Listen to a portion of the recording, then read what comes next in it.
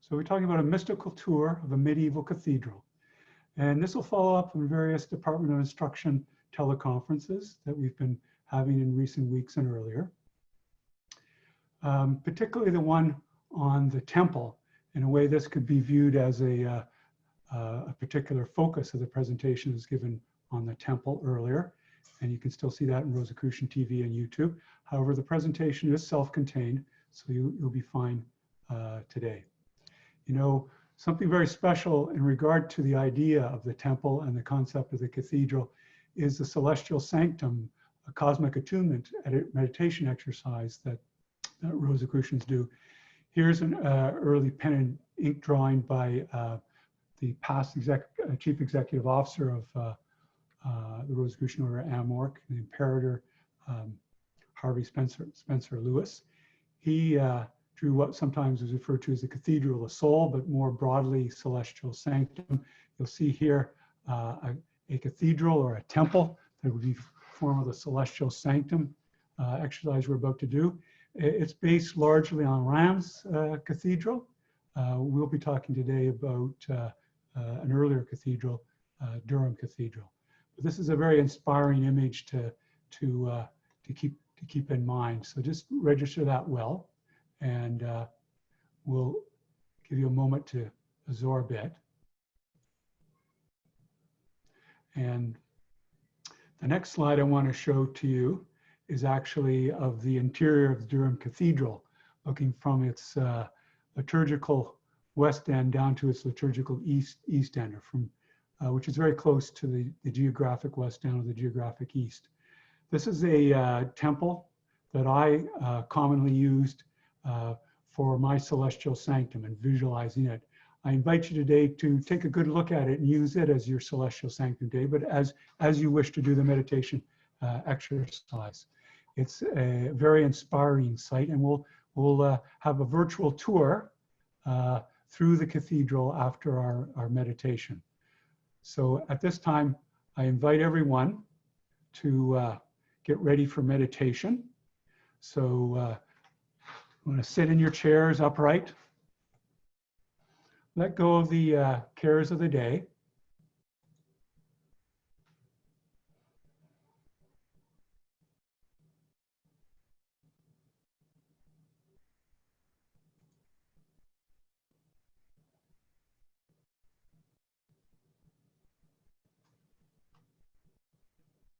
Take a few deep breaths. They can be neutral breaths, that is, not holding the inhalation or the exhalation. Have your spine upright, palms in your lap, face down, knees at right angle, feet about 8 inches apart. If you wish to assume a different position, feel free to do so, what works best for you. Continue to take a few deep breaths, just your regular pace of breathing, but you may want to concentrate on breathing in through the nostrils and feel the charge of the cosmic essence, the vital life force as you breathe. You may feel it as a very enriching tingling in your body.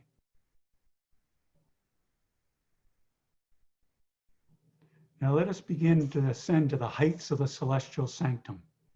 Picture yourself now rising up over your physical body, out of the room or area where you are, out of the building or place where you're nearby, rising up over the geographic area, the city or town where you are, and see the expansive view below you. It's an inspiring sight to have such an expansive view that's suggestive of a cosmic consciousness. Keep rising up over the province or state where you are, and ultimately over the country, and ultimately over the continent, and see the beautiful blue jewel of the earth as a whole. Keep rising up and seeing the solar system, the fiery ball of the sun, but also the planets, Venus and Mercury, Jupiter and Saturn and more. Sense the great motion of the planets about the fiery ball of the sun. Now keep moving beyond the solar system, beyond the temple of the earth. Start to sense our great home in the spiraling galaxy of the Milky Way. Exit out from the Milky Way, the great spiraling arm that's close to our home. Take in the great spiraling structure of the Milky Way. Sense its great, stupendous motion as it revolves around its central axis. Now keep moving further and further out, going faster and faster beyond the speed of light, because we're in our minds, we can transcend space and time and its limitations. In a way, we're moving from the finite to the infinite. You may wish to see various other galaxies and nebulae and various celestial phenomena like pulsars and quasars, and sense the presence of black holes, binary stars, and supernovae. See the superclusters of the galaxies, and sense as you move further and further, faster and faster with great inner strength. Sense the great cosmic axis of the universe, which we refer to as an orderly presence called the cosmos. And move towards the center of that celestial or cosmic axis, which is your celestial sanctum, and visualize it as you wish. You may wish to use Durham Cathedral, I suggested, or an inspiring place or nature, but fill it in with sights and sounds. Sense the presence of other spiritual seekers and Rosicrucian students there. There may be a service being conducted or a convocation by our Grand Master and Imperator. You may wish to the beautiful smell of a rose incense or other uplifting experiences of senses, maybe stained glass windows with beautiful symbols. Hear the celestial music, the music of the spheres.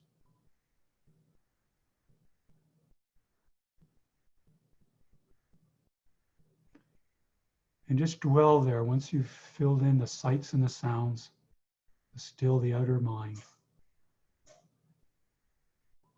Sense the honor and privilege to be at the very center of the cosmos. Sense the stupendous harmony and order, the great revolutions and rotations about you, but at the still center. And when you're ready, turn inward even more and have some time for profound peace, or as we say, as Rosicrucians, peace profound.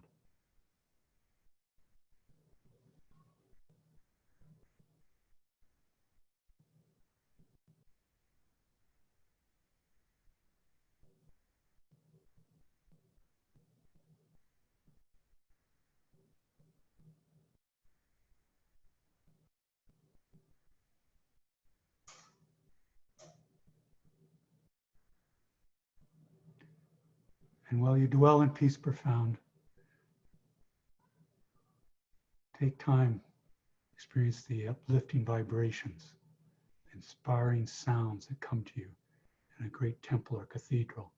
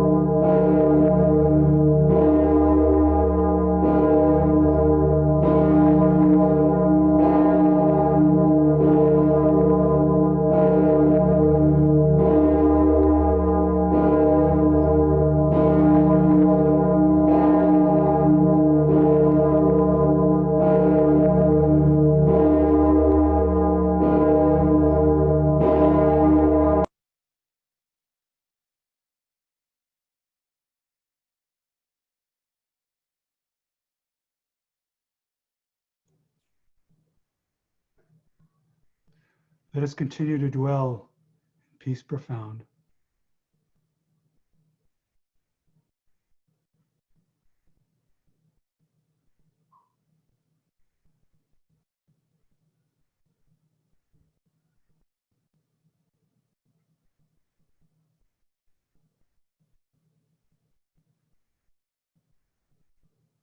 Before we begin our descent from the heights of the Celestial Sanctum,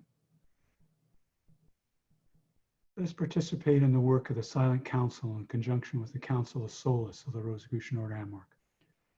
For those who have petitioned metaphysical aid, let us now radiate love and well-being to them.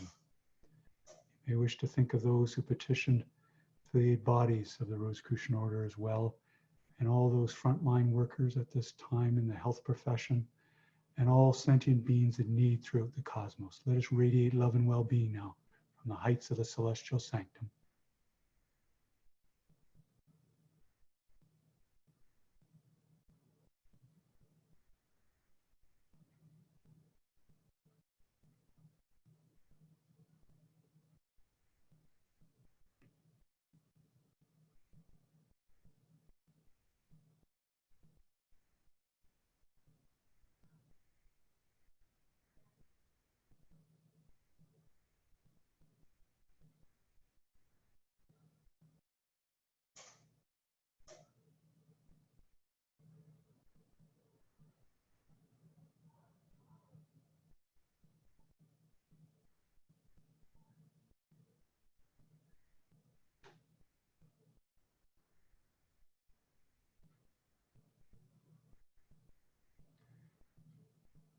Rosicrucians use the term cosmic to refer to a system and order, all the natural and spiritual laws throughout the cosmos, and the intelligence that is expressed in the cosmos, and the intelligence back of it.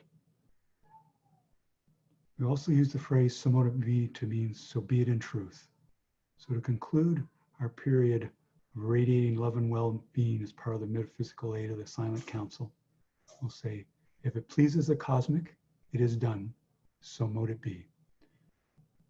Now let us begin our descent from the heights of the Celestial Sanctum with a prayer of gratitude for this opportunity to be of service and the opportunity to tune with the unified consciousness that's within us at all times, the cosmic consciousness, consciousness of the cosmic, the divine within.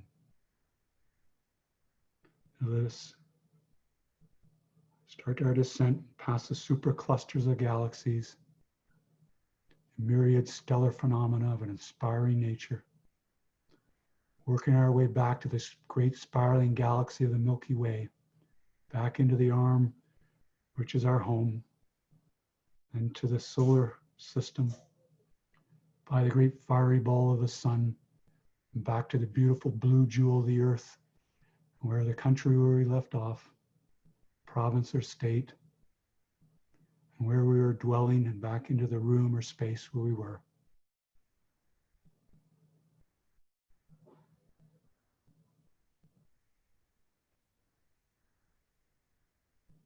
May the God of our hearts sanctify this attunement of self with the Celestial Sanctum. So mote it be. And when you're ready, you may wish to stretch and open your eyes and be ready for our presentation. Thank you.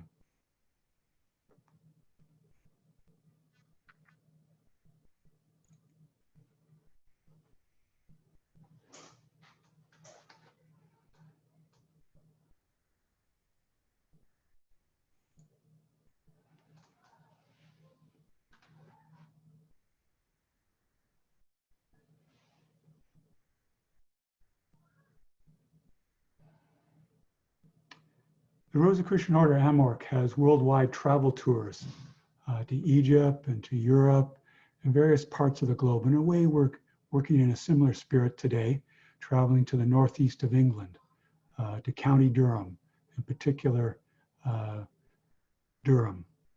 You'll see a view here of the great Peninsular Acropolis at Durham.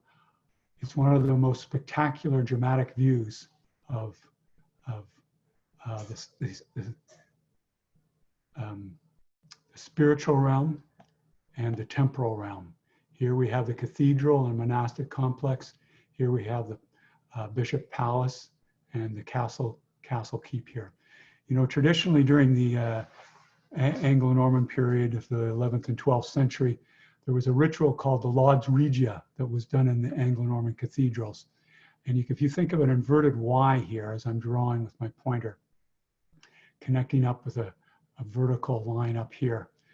There was in that ritual, there was sung about how the temporal realm lined up with the spiritual offices of the priest, the bishop, the abbot, the archbishop, with the heavenly hierarchy. And you could think of that as a way as part of the inspiration for this great display here before us.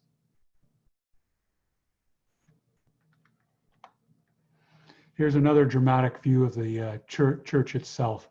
You know, it's about a length of a football field, approximately 400 feet long, in its original structure, even longer with some of the later additions. It's something that was a pilgrimage church, so you could see it for many miles. The ideal was that the dominating work of architecture on the landscape would be the spiritual center of the community, the great cathedral or church. Here's another inspiring view of Durham Cathedral. This is from the west and just to the south. You'll notice down below there's the River Wear, and up the Peninsular Acropolis. You see the great height of the cathedral. This would have been, it's stunning today, but it would have been even, in some ways, even more stunning originally when it was built, starting to be built in 1093. Because what was around it would tend to be much smaller places, many in wood. Those who are more well-to-do could build in stone. It was sort of the central feature, sort of a heaven on earth. Another great view is an aerial one here, where you'll actually see the River Wear winding around the Peninsular Acropolis.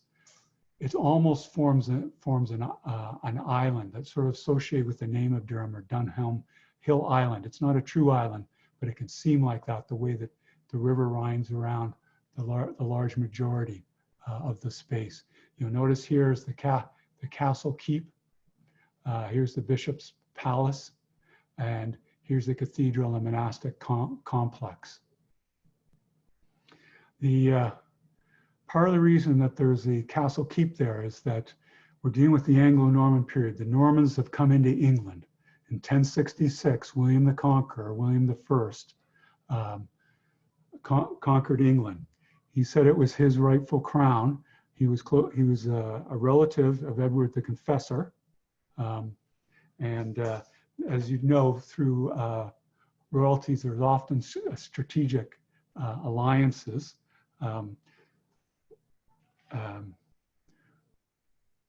Edward the Confessor and other kings subsequently often were married to their queens from Europe, and you can also see that happening vice versa, or attempts thereof. Now, William the Conqueror saw that Durham, being in the northeast of England, it was a strategic stronghold, particularly against the Scots and their incursions. So in a way, you have a fortified holy citadel at Durham. It's been designated as a UNESCO World Heritage Site, along with Taj Mahal and other great monuments of the world, a great representative in the history of architecture. Now, to sort of give you a little more background on how did there come to be such a great monument on the Peninsular Acropolis at Durham. Part of the history has to do with, yes, the Normans, who were a minority, particularly in the early decades after 1066. And they developed this castle keep and motte and bailey system to help maintain their control of the country. But also, in much earlier times, you go back to the 7th century, the early part of the Middle Ages or the medieval period. There was a young shepherd boy named Cuthbert. And one night he had a dream. He saw a holy person being raised up, somewhat like our Celestial Sanctum exercise. It was being this holy person was being raised up by angels.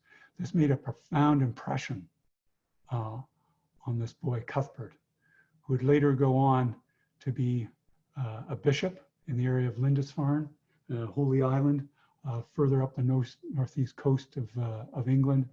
He would also be a time a hermit.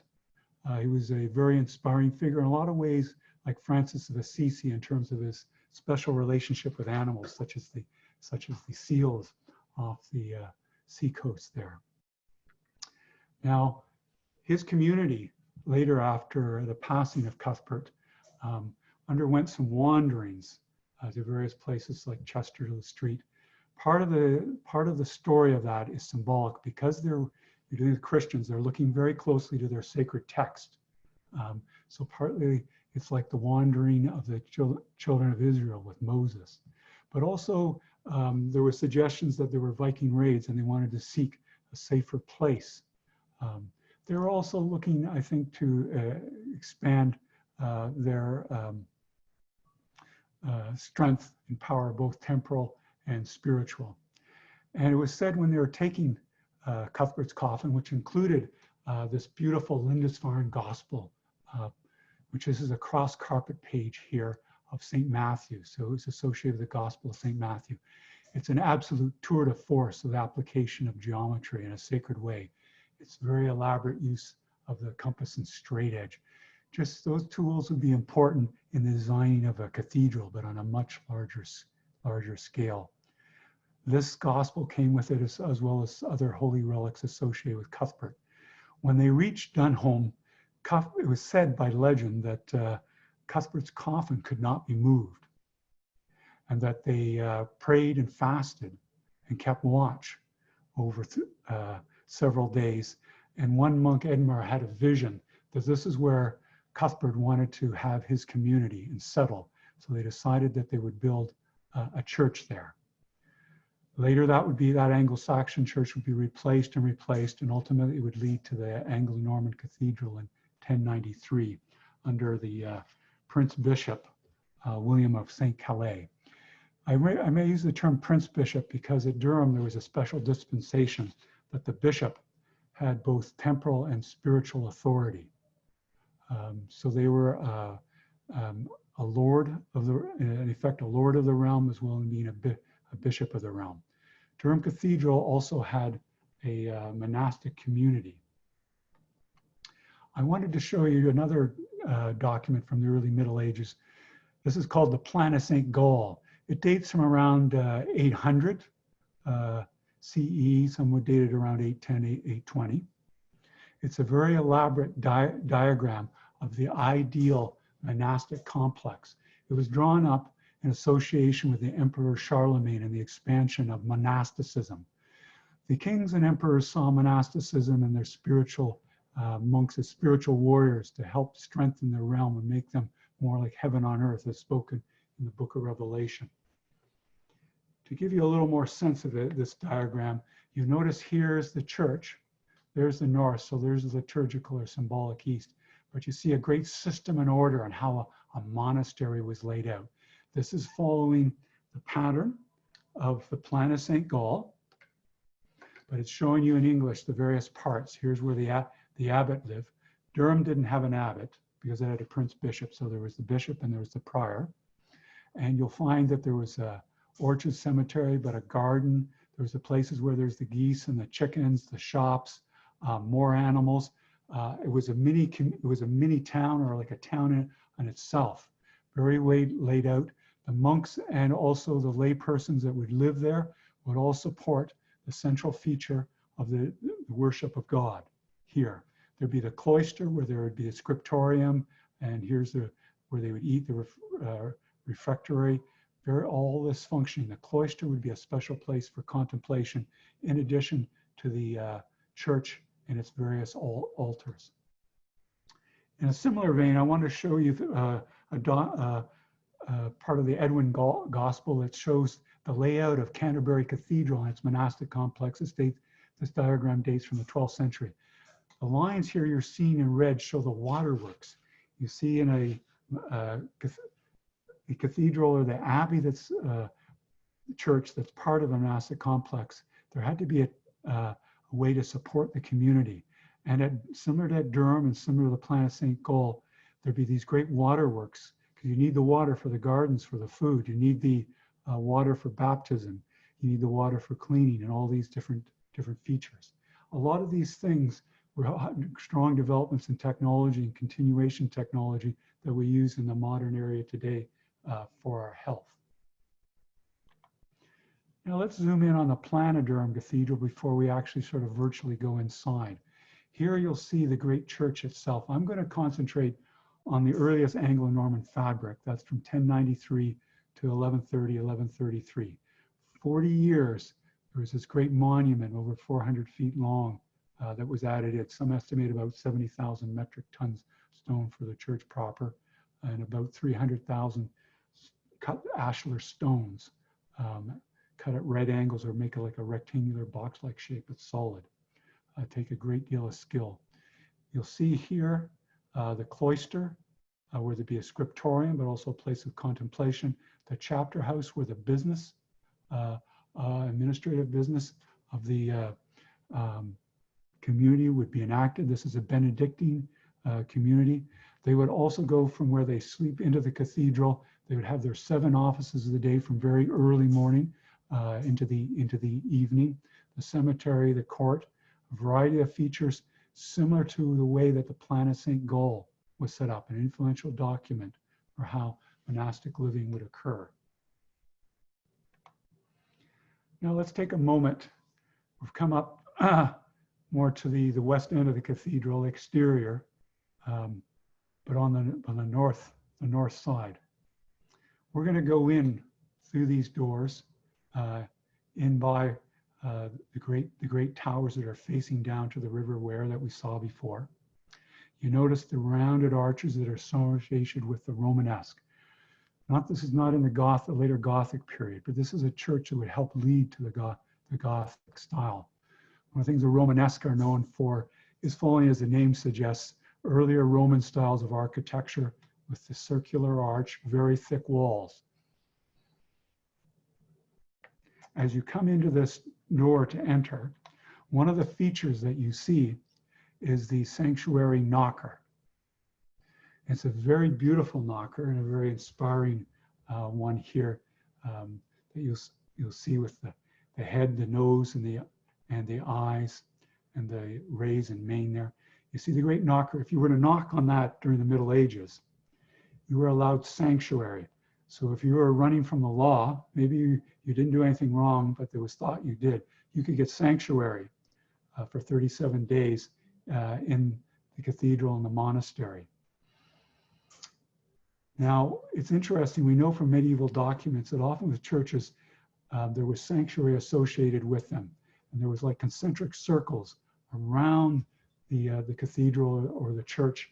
And the closer in you came, the larger the fine that had to be paid to claim for the misdeed and those who are after you. In a way, it was like the sanctity of the church was extending out from it around the surrounding landscape. Now let's go inside those doors, go straight ahead, and then we'll shift our view to the geographic and liturgical east, and we'll take in some of the inspiring vaults. They're up about 77 feet above the ground. We'll see here the elaborate piers of Durham Cathedral. They have the attached half shafts.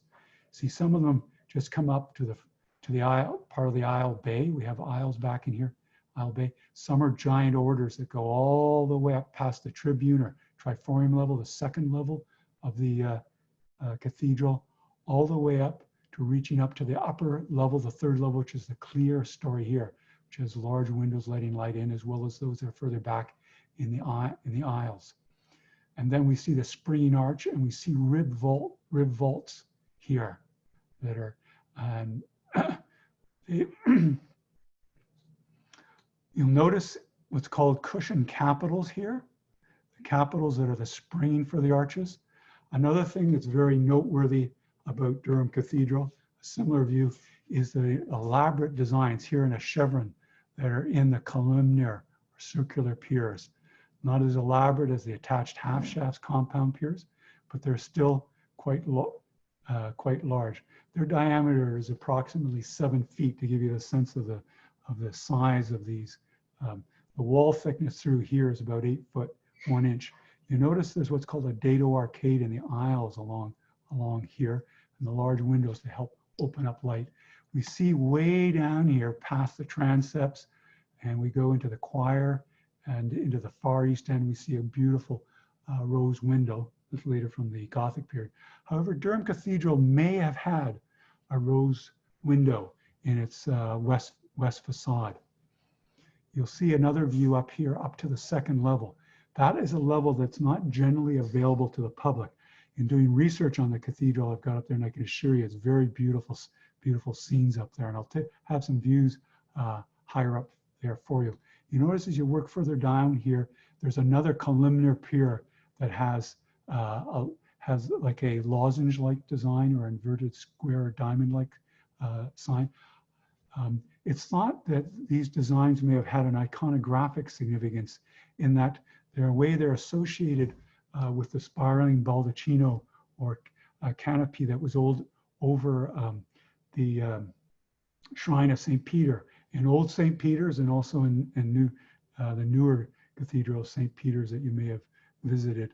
That not only did St. Cuthbert, who was at the far east end here as his shrine, that in a way his canopy and baldacchino extended over the entire cathedral through this iconic identification of these elaborated columnar piers.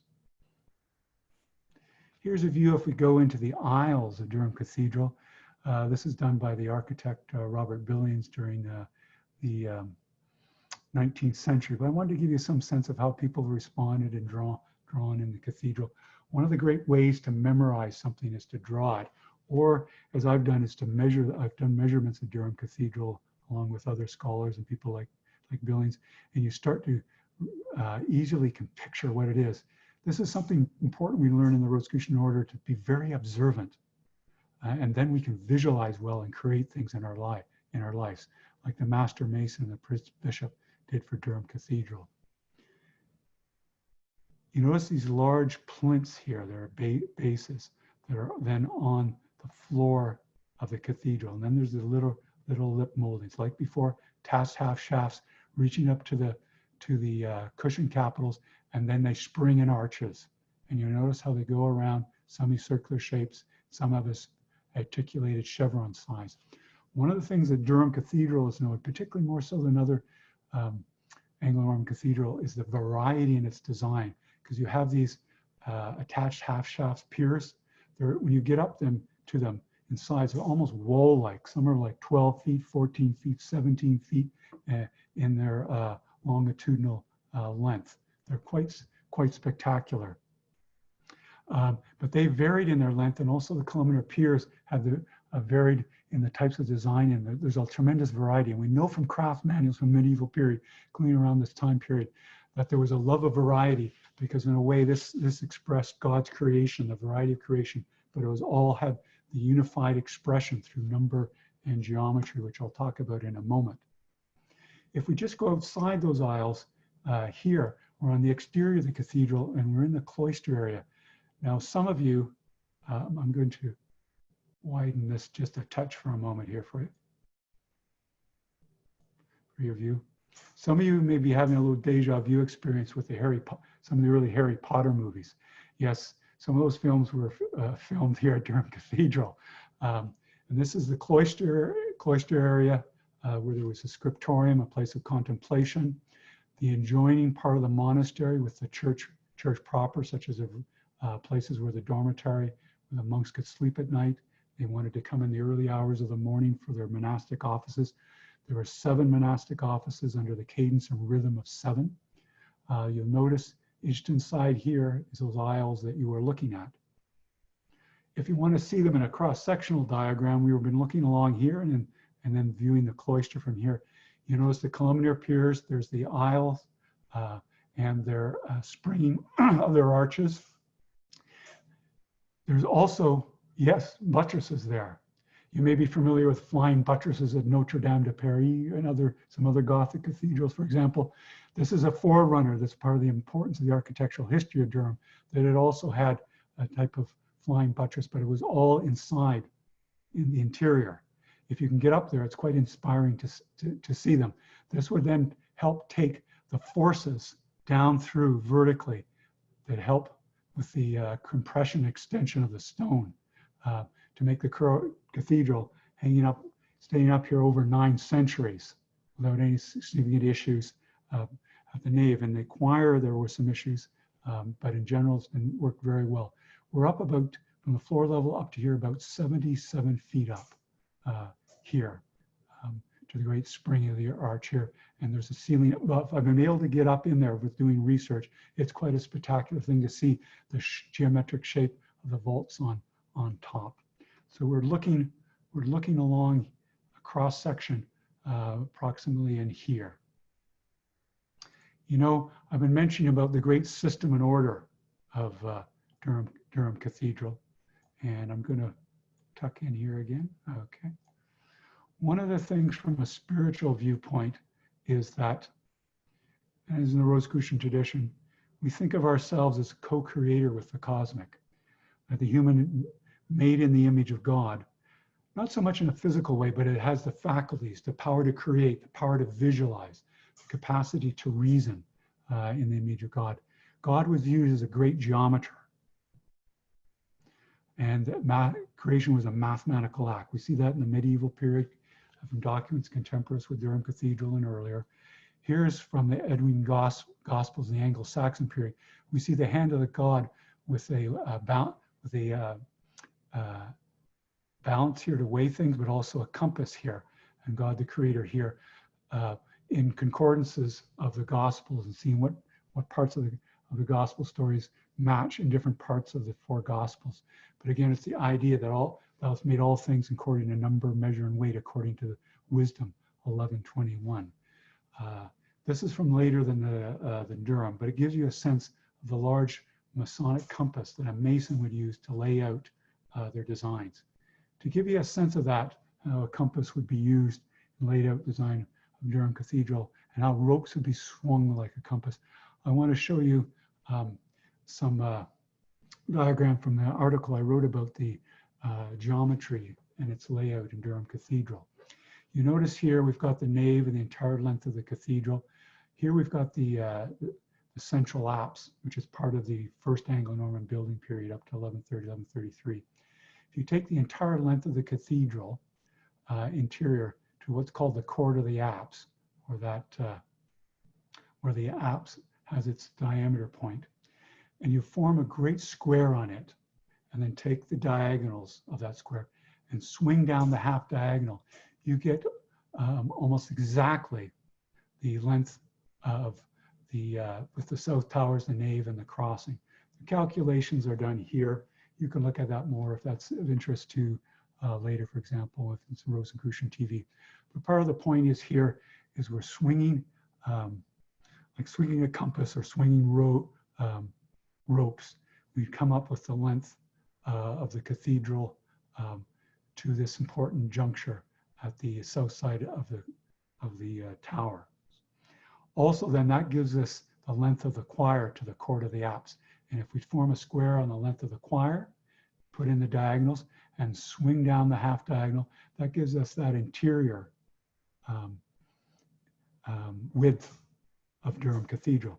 And we could keep going in similar fashion with this, using the side of the square, its diagonal particularly. So it's sometimes the equilateral triangle and its altitude.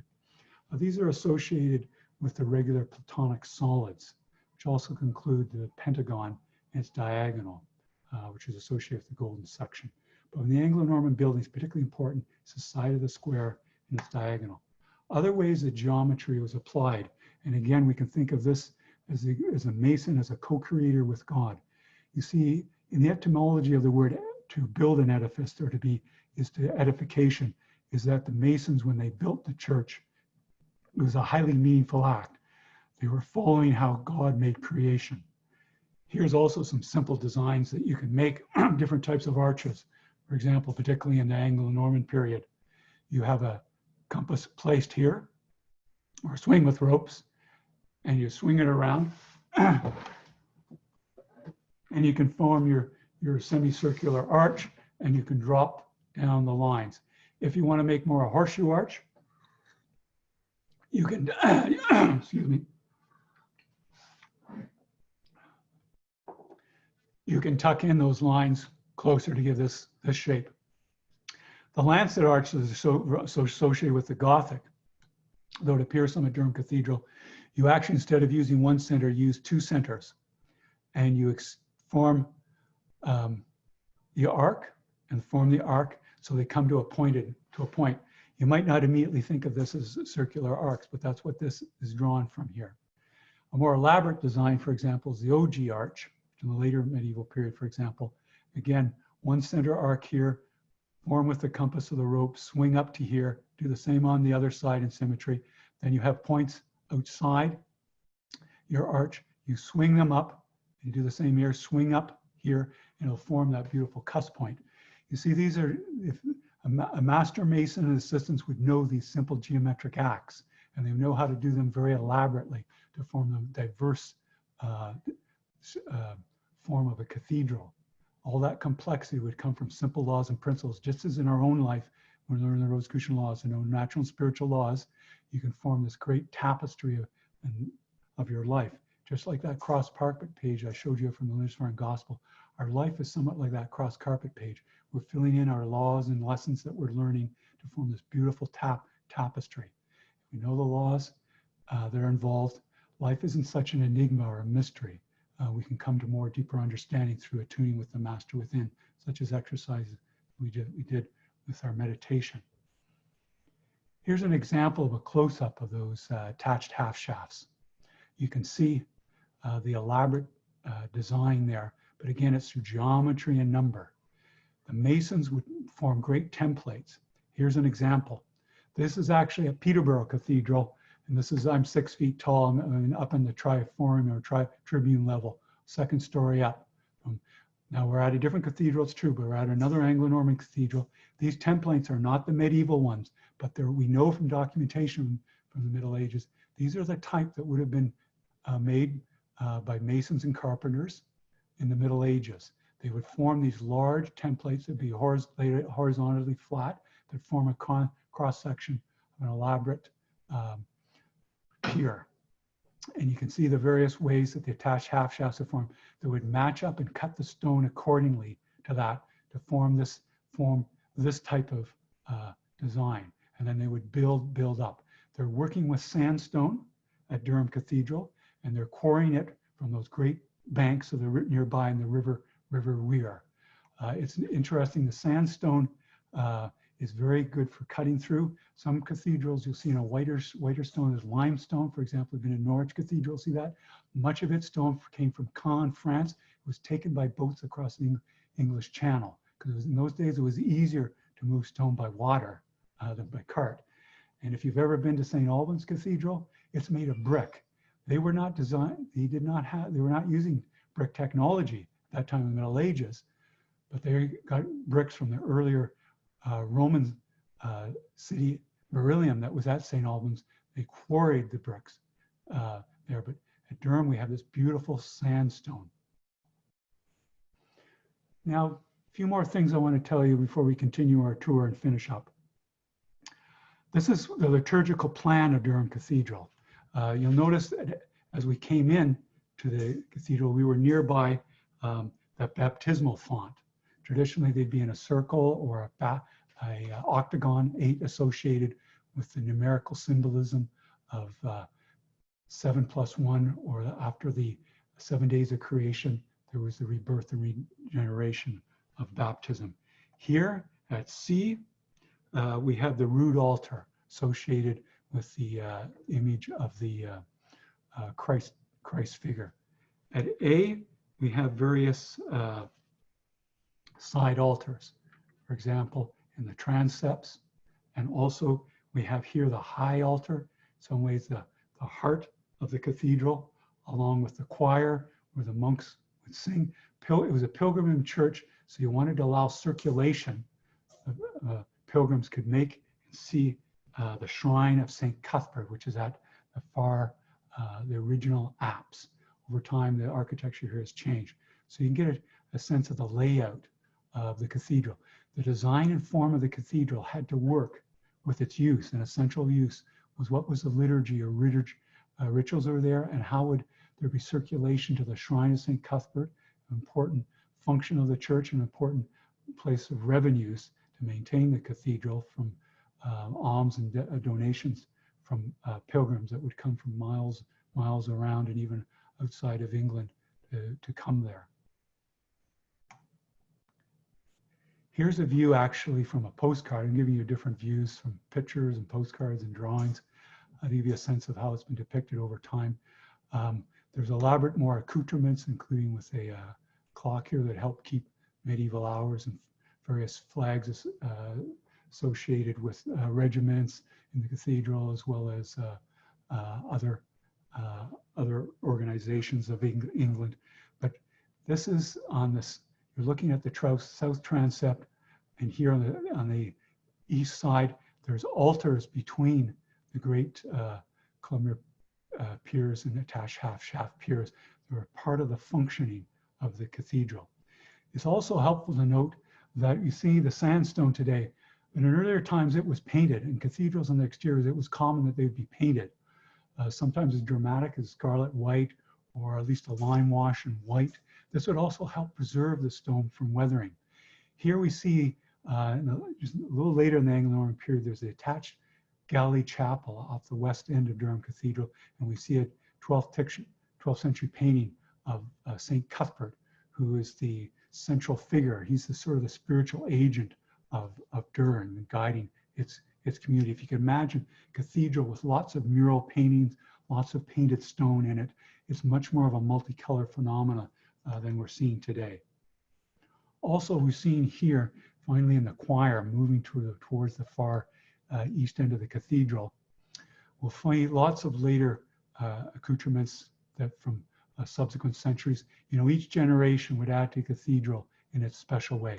Here, though, I wanted to point out, here's the high altar of Durham Cathedral, again with those elaborate columnar piers that are part of that shrine, or great shrine of the cathedral for St. Cuthbert. If we move even further east, beyond that screen that you saw there, we come in a way to the, along with the high altar, one of the most sacred parts of the cathedral. This here is the resting place of the body of Cuthbert, who was sainted. And his community came here, and for hundreds of years, it's been this place of pilgrimage. We zoom in even further, Christ at the top later, the Christ and Majesty here above. We could pray here. If you've ever sensed in psychokinesis, you know, you've picked up an object someone has given to you and sense, you know, how their health is or the vibrations from them by a ring or an object they commonly wear. You can sense that in a cathedral, particularly in a place where there's been a shrine of a venerated saint. You know, the Rosicrucian order is not a religion. We're looking at this more in a mystical way, as Cuthbert as an exemplary figure to inspire people in self-mastery. But you can sense all the prayers and devotions that have been in here, that it's psychically charged. Moving in a little closer, you see the name Cuthbertus in Latin. So we've moved to the very end of the cathedral. Originally, Cuthbert's remains were in a wood coffin that looked like this. Here's fragments and parts of them. On top, I wanted to mention that you can actually see the four tetramorphs, you know, the animal symbolism of the four evangelists, such as Matthew. If you look at a drawing of it here, you can see it about the central figure with Cuthbert here below, and they were associated with the four cardinal directions.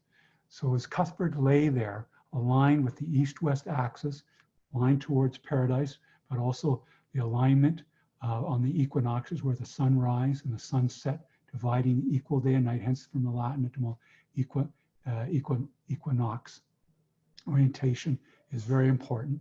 And that was also associated with various other symbolisms of the number 4. For example, here I'll show you another medieval diagram. This is from Bryth's Manual. It dates from 1011, Bryth's Manual, and it was a standard text for Anglo-Saxon priests to read as part of their education.